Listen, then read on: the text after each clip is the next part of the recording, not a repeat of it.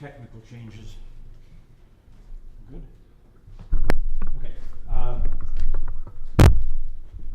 You see, she wants more.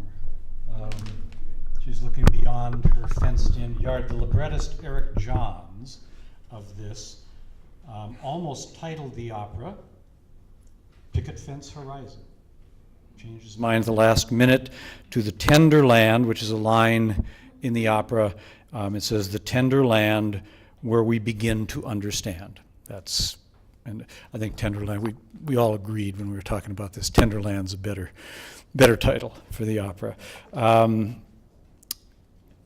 How many of you remember being 17, wanting more? How many of you grew up, how many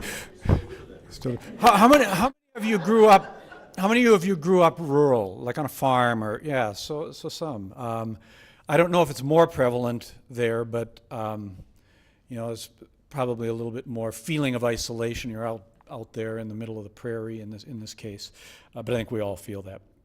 Now, as I said, this opera takes place in a span of less than 24 hours, not much more than 12, really. It begins in the late afternoon when you heard Laurie singing that song, the eve of graduation, to dawn the next morning. Shortly after she sings that aria, the two drifters, Top and Martin, come on the scene. They're hungry because they haven't eaten, because they don't exactly have work all the time, and if you get the sense they might steal here and there. They meet Laurie. They claim they're from the big north, from the big cities. Her eyes get real big. She's intrigued by that. And the grandpa comes out and needs workers for the farm, not the harvest, it's spring, and he hires them, and they are then accepted into the community.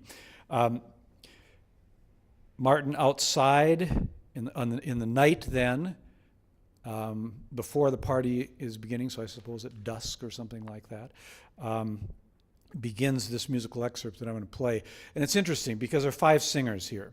There's Laurie, there are the two drifters, Top and Martin, and there's the Grandpa Moss and then Ma Moss. So the 5 of them sing, and it's interesting because they all have different stations in life. They all want different things somewhat.